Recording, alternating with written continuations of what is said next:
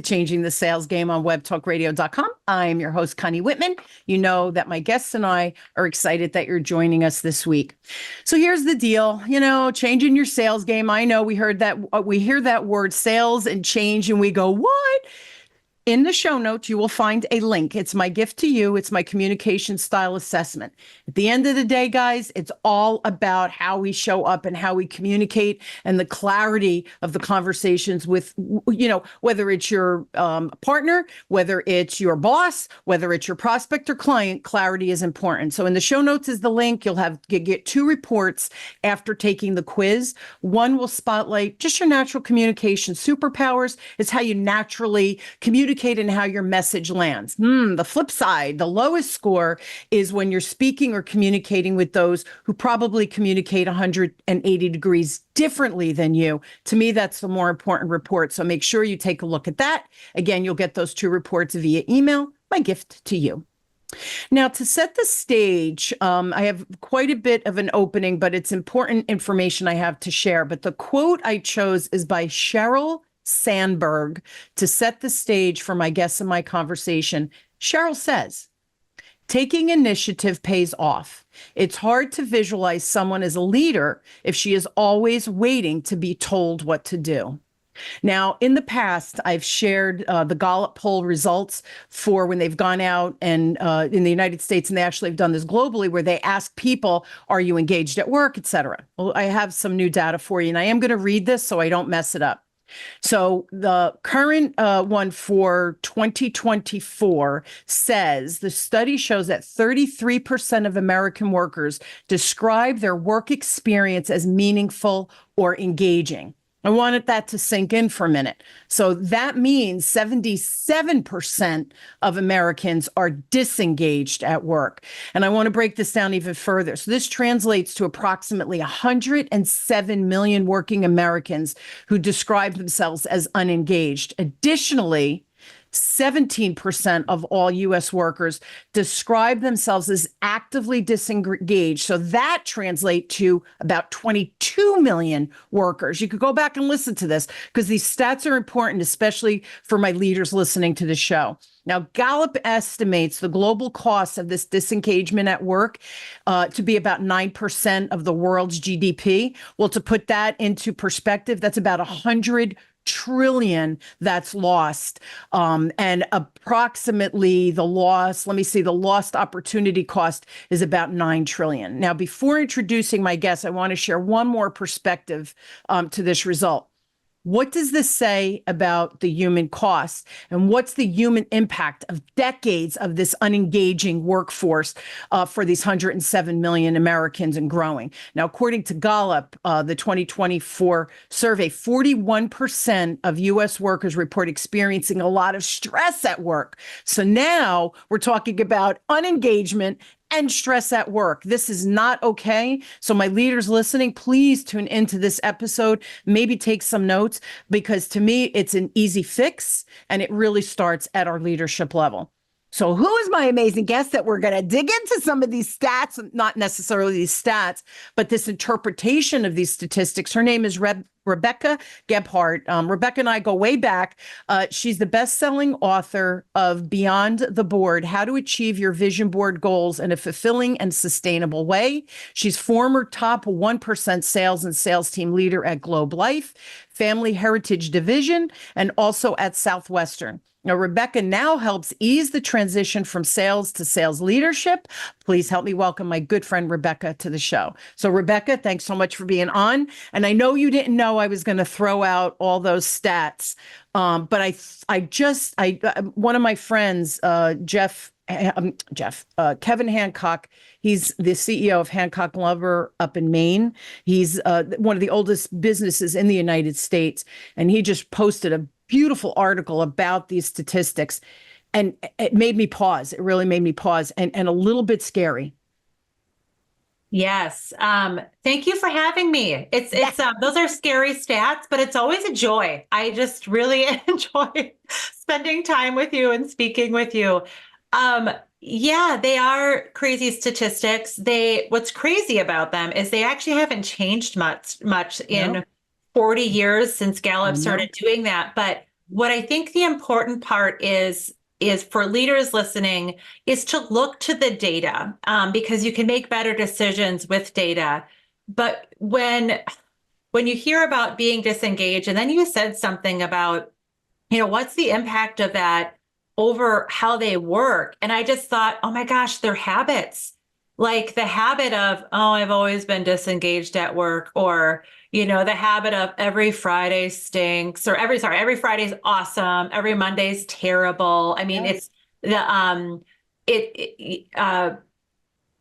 I was at a event last night, or a nonprofit getting a tour, and they were talking about the cycle of poverty and how to break the cycle of poverty. How do we break the cycle of just disengagement? And that's not what but that made me think of that, right? And so what is your normal? Is your normal being like, it's supposed to feel bad? Work's supposed to be stressful?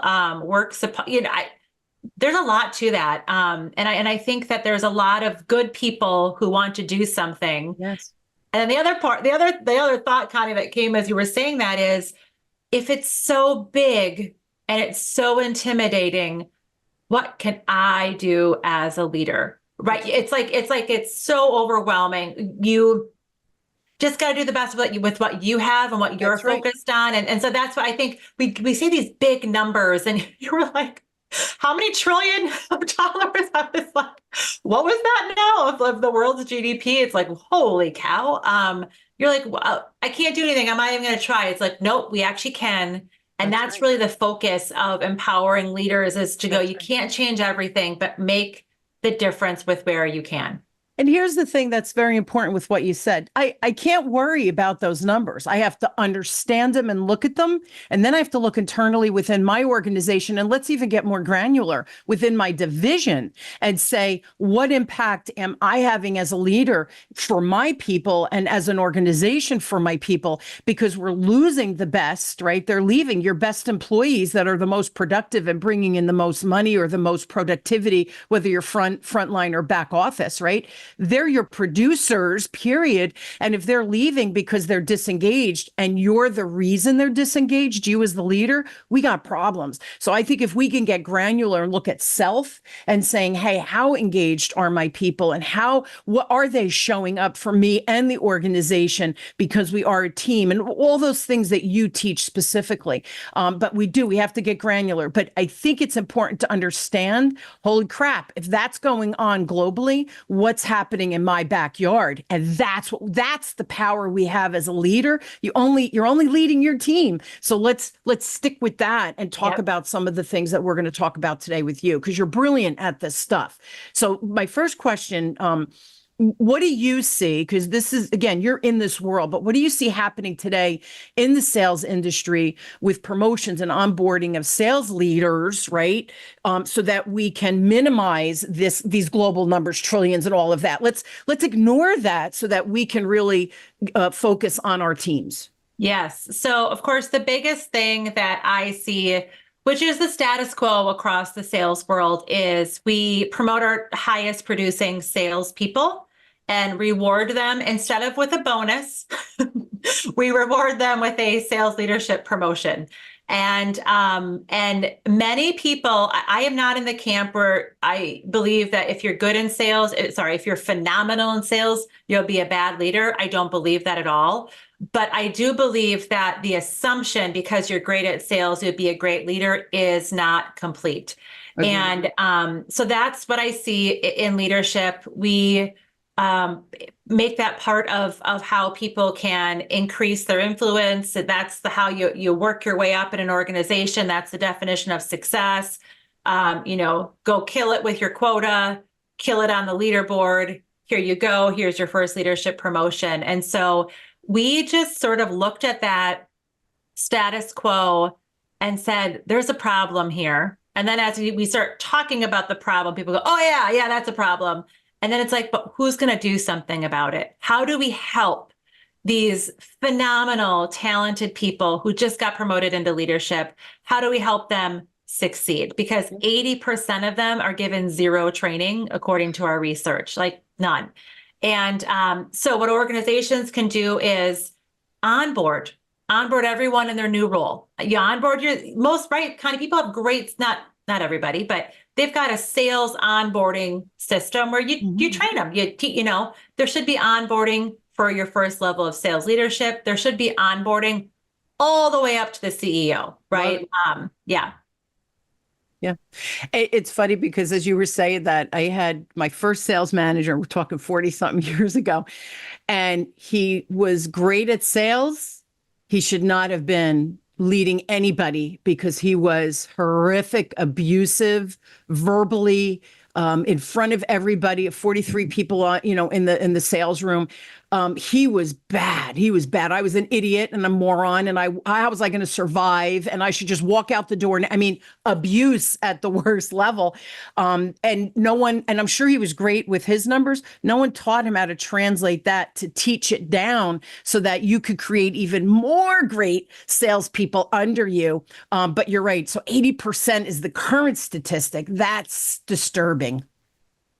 Yeah. It is disturbing because, you shared all those Gallup stats in the beginning. Another stat from Gallup is that 70% of the variance of someone's performance is impacted by their direct manager.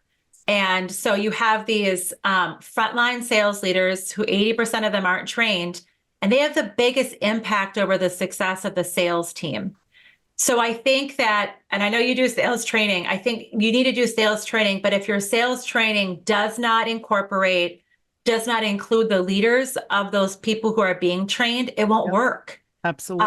You know what I mean? So there's like the implementation of that. And so there's power in that. We have this untapped potential sitting in front of us. We have leaders who want to do well. They want to succeed. They don't want to be, well, some of them are jerks, but for most people, they want to do a good job, but they're stressed.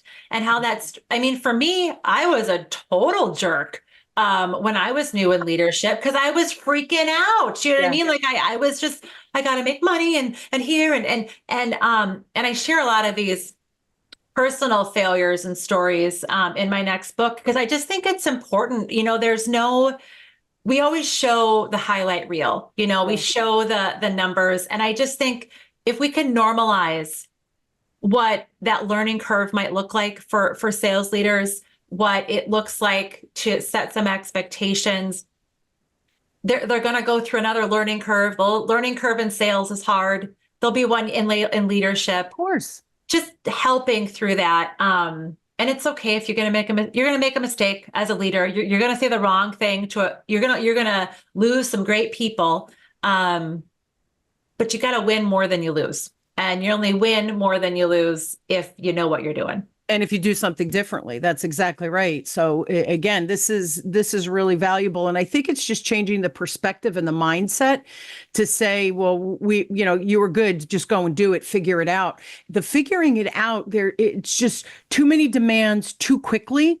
We have to have people armed with their own internal skill and resources so that they can show up for the organization. Because, the stats are the stats, Gallup, the trillions or whatever. But the reality is, Rebecca, every organization that's listening, we're leaving money on the table and we're not serving our clients to the ability that we should be. Responsibility. If you have a great product or service I work with banks.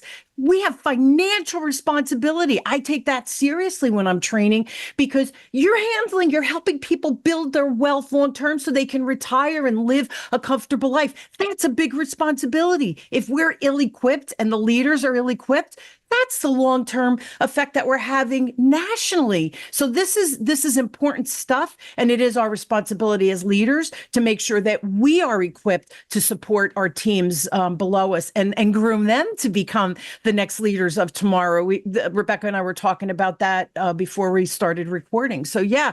And that onboarding piece, we onboard new employees. We don't think about onboarding the new hires or the newly promoted. Yep. Which is so important, right? You have this, there's such an opportunity that's being missed. Yeah. And I am grateful for the visionary clients that I work with. I would think you would say the same about yours, right? Yes. You see that as, and if you look at historically, the visionary companies, the organizations that have done this well have created organizational development, intentional management training, intentional leadership training, intentional alignment to the vision, the values, the culture.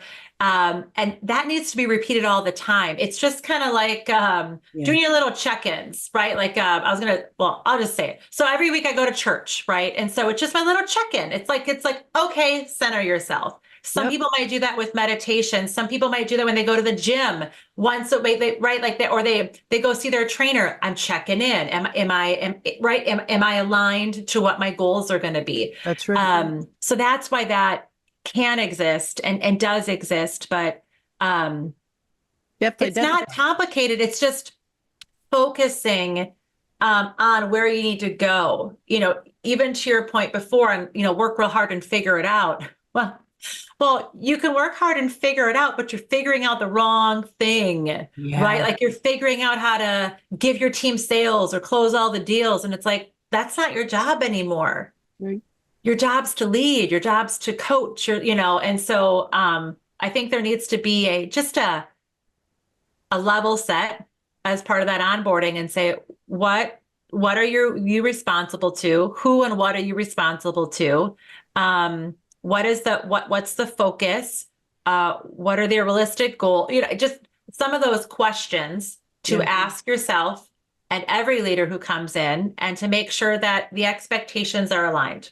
The check-in. I like that. And we don't know what we don't know. So by having these deliberate conversations or these deliberate infrastructures built for our leaders, the ripple effect is going to be huge, both financially, but also you're going to have happier employees. We can turn those statistics around within our own little microcosm of a world, which is a beautiful thing. That's pretty powerful for a leader to believe and hold on to. What are some of the biggest challenges, Rebecca, that you see the new sales leaders facing? And again, that translates down into the team. So what are some of the biggest things, frustrations maybe that's going on out there? Yeah. So when we did our leaderboard to leadership research survey, the number one issue, no surprise, time management.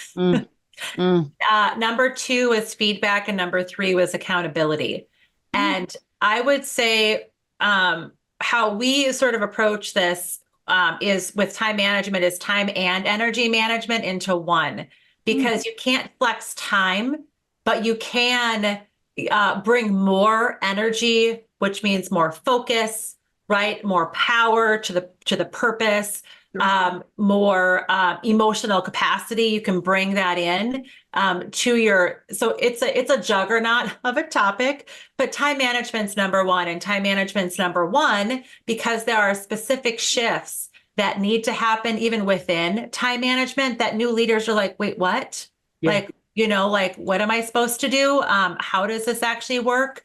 So we have a few of them that we talk about with our clients, right? Of just these transitions with time in particular. But some of them are like, you work fast as a salesperson, and in leadership with time, you engage the right people to do the right things, right? It's in sales, you work really hard. You work smart in sales leadership. In sales, you're working on the urgent with time. With leadership, you should be at least 20% of the time working on the important, right? On the business. Time, short term, as a salesperson, it's you're looking and thinking about the short term, the quarter, the carrot, right? In leadership, you're thinking long term, you're thinking sustainability, you're thinking forecasts, So those are just some shifts, but time's number one. And if you don't learn how to handle your time and prioritize, say no to things, you say yes to everything in sales, you're more successful. You got to say no in leadership to be more. So it's those types of things. And that's why it's so tricky. It's almost like we have to unlearn some of the skills and habits that served us as the salesperson, and then relearn now, how do I lead the salesperson as the leader, not do the salesperson job, right? So that's a big shift. That's a big mindset shift. And it's daunting when you think about it, because now you're not only responsible for yourself, you're now responsible for a team of people and to lead them to continue to be successful, hopefully as successful as you are, right? That's why you got promoted. So that ripple effect again becomes exponentially important for you, the leader, for your team, but also for the organization. So yeah, all goes together. Why do these organizations need to invest in their people? And I'm going to say that cumulatively. Again, it's not a silo that I'm the leader now and my sales team is over there, right? There's all these working pieces together, right? Yes, there are. So I will say there's new research that comes out about what people are expecting, what future generations expect. What's hard about organizations who look at the risk of investing in sales leaders and salespeople is because of the turnover rates. Sales has a higher turnover rate than other roles. So that is so some organizations like, is it worth it to train them if they're going to be gone? It's like, it absolutely is, because you're not building the person, you're building the organization. That's right. Right, you're building the organization. And there has been some new statistics out about the future generations and Gen Z, which are some of the younger emerging sales leaders right now. They see their employers as post-secondary educations. They expect development at work. And if they don't get it, so this is like Gen Z and millennials. If high performers don't get it at work, they will leave. And over 90% of any high performer of any generation will leave if they're not being developed. Now, the development for people is not just work, it's also personal, right? So kind of years ago, people, there's like people aren't hanging out anymore. They're not going to church anymore. They get their community at work, right? Like and it's really important on who you select to be around. And so some of that growth now happens at work, but organizations, so I understand, because I hear these objections all the time, as I'm sure you do, of like, I don't know, should we do this? It's like, we don't, they're going to leave. What if we train them and leave? It's like, but if they stay and you don't train them, what happens? And so the visionary organizations who do this from the beginning, they don't just offer the senior leaders their executive coaching and development, but if you can bring someone into your organization, there have to be a cultural fit, but if you can sit them down and say, this is what we're about, and this is what our vision is, what are you about? Okay, you can achieve that vision partnering with us, and then you get them in. And then you keep adding value to them as people and professionals. They will stay at your organization. They will be your biggest advocates. They will be, you know what I mean? Like you have these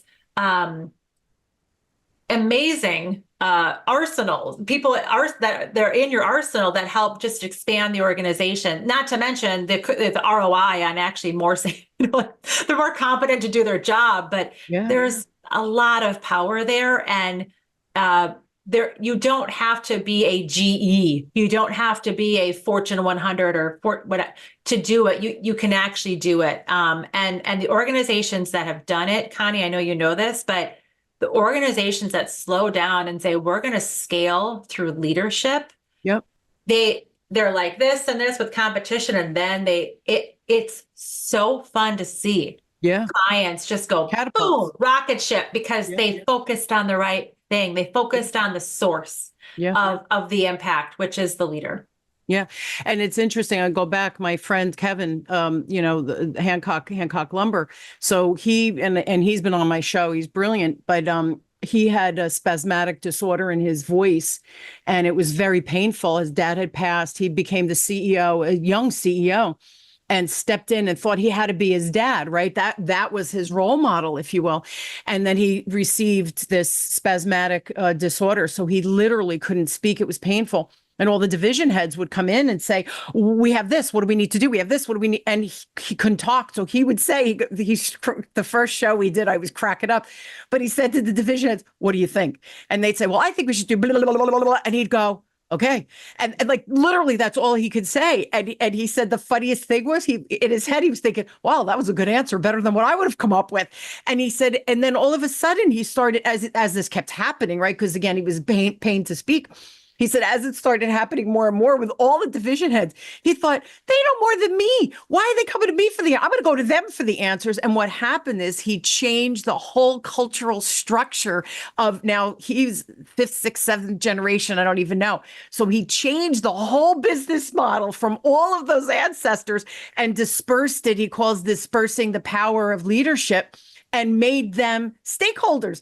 And he said, so now they would come to him with the solutions. And because obviously he was still the CEO and yeah, go for it. Well, this is the coolest piece of it. And it's what you just said and why I'm sharing this story, the scalability of financial reward. So the last, it's probably now 15 years, but the last time he and I did a show, maybe 3 years ago, the decade that he implemented this disbursement of power, the company as a whole made more net profit in that 10 years than all of his ancestors before him. So I always use him as such an, isn't that mind blowing? And he's ranked one of the best businesses to work for. I know definitely in Maine, but I think in the United States, he has a 97% retention ratio. So last time we spoke, I said to him, dude, what happened to the other 3%? He goes, they moved or they retired. I'm like, all right, we'll give you that one. So, but think about that. That's what we're talking about here. So in 10 years, the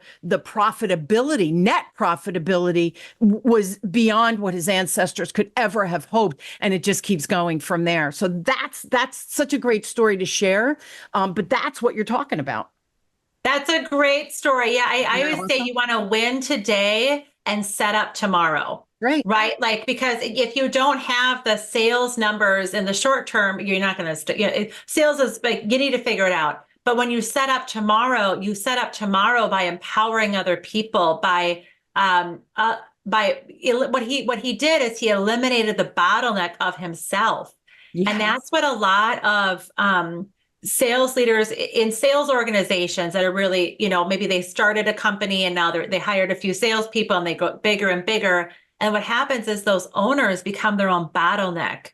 And they go, I didn't realize that by wanting to stay in the decision making, I portrayed a I don't trust you to these very competent and capable leaders. That's right. Like come to me. And there's just this, and you see in a lot of organizations, there's usually that one person who's just, they kind of know everything and people just want to double check with them. And it's just like, make a mistake. It'll be okay. But you probably know the answer. Yeah, you probably know you may not be able to say it as professional as some, you may not execute it the same, but if it's 80% as well as the other person, just go do it. Yeah. Yeah. Yeah, I love it. Last question, because we're almost out of time, but this is, I think, important. How do we recruit those sales leaders so that we don't have that? Because we can control the turnover by creating this really dynamic infrastructure and culture. So how do we bring those really good qualified people and then catapult their careers even further, right? How do we do that? Well, the best way is from the sales team. It actually is from inside the organization, because you need sales leaders who understand the business. I'm not saying don't recruit outside, right? There are very talented, you see people all the time switching businesses. So that holds its own. But I think succession planning and communicating to the high potentials that you see. And it's not just the person who's on the top of the leaderboard, right? You have quota achieving, phenomenally capable future leaders within there. So Connie, it's having a succession planning, communicating, but also knowing what it takes to succeed as a leader. And I'm always shocked at organizations who have not actually labeled or have not defined what makes someone successful in leadership, what makes them successful in sales. Where are they aligned? Where are they similar? Where are they different? Yeah. And having those conversations before, giving people leadership assignments, or as you were talking about that quote from Sheryl Sandberg, taking the initiative to take on leadership responsibilities without the title. You got to go for it. You got to put yourself out there. Yep. Taking small risks, right? That's okay. But I think the succession planning, defining, and really, you've got to be true to the business. Yeah. You don't want to pick someone for a leadership position because you're afraid if you don't promote them, they're going to get mad and leave. That's protecting the individual. You have to protect the organization and the vision of the organization. Obviously, you want to keep your talented people and you want to work with those great people. But if they're motivated by their own wins over the company wins, it's not going to, 10 years down the road, it's not going to work. So know it now, minimize the pain now, maximize the potential later. Yeah. And it's funny, I've been through too many, when I was in banking 20 something years ago, and because I was an executive, I was always part of when we had mergers back in the 90s, it was merger mania in banking. And I remember the one time that we had to come up with this succession plan, and I walked into the president's office and, to talk about my division and who was leaving and who was staying and all of that. And some of the leaders who they were choosing, and they had them on the yellow sticky notes for the succession plan. And I remember walking in one day and I saw a name on a sticky note, and I said to the president, "We're retaining them." And I, as soon as I said it, I thought, "Oh, stay in your lane." And he looked at me because he trusted me. He looked at me because I'm honest. I don't pull punches. Yeah. So he looked at me and he goes, "Why?" And I said, "They're competent, but this person that's on the fire list, I'm telling you, we need to tap into that." And I said, "Listen, don't take my word for it. You interview them, you meet them. This is my perspective. I could be totally off with what you're looking to build right now as this new president." And fast forward, he took a lot of my recommendations because they were protecting their own, not protecting the organization. And that's not a diss on anybody, because I get it, right? We're human and we want to take, especially when mergers are happening, emotions are high and people have bills to pay. But you really have to look at that bigger picture, especially when there's not distress, right? So your succession plan can't just be a name on a sticky note. There has to be the depth under that sticky note, right? That the person can achieve what we're asking them to do. Because the other thing, that person that would have been retained, they would have been gone within a year. Whether the organization they would have been in so over their head, they would have had to leave because physically, mentally, and emotionally, they never would have been able to do the job. That's not okay, that we're setting people up for failure instead of success, right? And it starts at the leadership level. It does. It does. Yeah. Great. That was awesome that you didn't keep your mouth shut, right? You're just kind of like, "What? We're keeping." I know everybody knows me listening. They go, "Yeah, she's got a big mouth." You know what it is? I'm never disrespectful, Rebecca, but I speak the truth. And sometimes people will ask me, "What do you think?" And I say to them, "Do you really want me to answer that with truth, or do you want me to sugarcoat it?" And they go, "No, rip the Band-Aid, like lay it," because they know I will be brutally honest, but with kindness and respect. Yeah. But they know I'm going to give it to them real, because real is where we can go, "Whoa, okay." But now you have real intel that you can make a change that's deliberate and that will move you forward and fill in the blank, move you forward in whatever it is that next step is for you, right? These are important things that we're talking about. I'm old. That's why I know this stuff. But our young leaders, they need to embrace this and feel empowered, because the Gallup poll that we started with is not okay. This is not okay.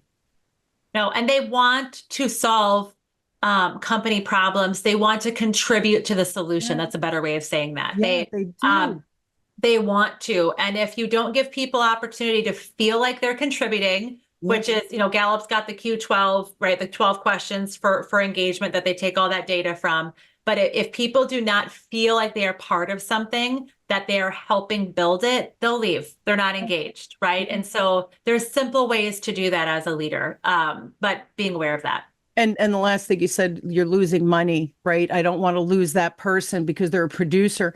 By keeping them, the loss long term becomes very exponential because of that disengagement. And then that disengagement goes down. Now production falling out sick. I mean, there's a lot of factors that fall into, the cost, right? The cost of retaining lower quality people. We're out of time, but guys, if you have a question specific, listen, Rebecca's wonderful. She's just amazing. So if you have a question for her specifically, email her at Rebecca at riseupconsultinggroup.com. I will put that in the show notes. Website, riseupconsultinggroup.com. And you do have a free gift. It's riseupconsultinggroup.com/resources. All of this will be in the show notes. Rebecca, what will they get in that free resource page that you have? Well, there's actually a couple of freebies in there, but we talked about the number one issue for sales leaders is time management. So we have a one-page weekly sales leader success plan to really help focus on time. There's a one-page culture worksheet. We talk about the importance of aligning what you're doing to the culture, recruiting for culture, promoting for culture match. So that's in there. And then the other freebie is the Leaderboard of Leadership survey results that we did, where I mentioned 80% of sales leaders are not trained when they get their first promotion. There's a lot of data that can help leaders and organizations make some better decisions by looking at what's actually happening. Thank you so much. That's so generous, and I so appreciate that. So everybody, there's your call to action. At least go to the website, and or if you go to the website and have questions, trust me, reach out to Rebecca. She's truly cares. She truly cares. Otherwise, she wouldn't be my friend.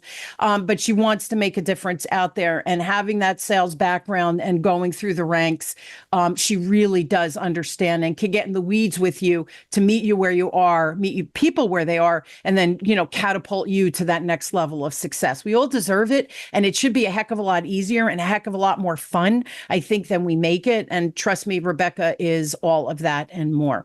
So that's your call to action. Thank you, my friend. It's so good seeing you, and thanks for being on and sharing just, again, tactical things that people listening can now go back and say, oh, I got to think about that. Even if they pause to think about something you said or something I said, going and using your resources, to me, that's a win. And we're here to help people grow. If we can make more money, we could do so much better in the world, organizationally and personally. And all of the things we talked about today, I think are in that realm of reality. So thank you so much for just being here. Yeah, thank you so much. Oh, it's always so fun to talk with you, Connie. Back at you, sister. All right, you guys, I hope you will join me weekly as we question, build, and discover together, no matter where you are on changing your sales game. My guests and I, we have some ideas, and you heard a lot of ideas today. Plus, you have all these resources that you could tap into. The end of the day, information's a beautiful thing. If we do nothing with it, it's simply information. Take it and put it into action. And trust me, that's where magic starts happening. We make life better for self, for our teams, and for the world. So thank you again, Rebecca. Thank you for tuning in. Thanks for tuning in to Changing the Sales Game with me, your host, Connie Whitman. You know that you inspire me by tuning into the show and wanting to keep getting new information from my guests and I. I love you all. I wish you an inspired, beautiful week, and I'll see you next time. Have a great one, everybody.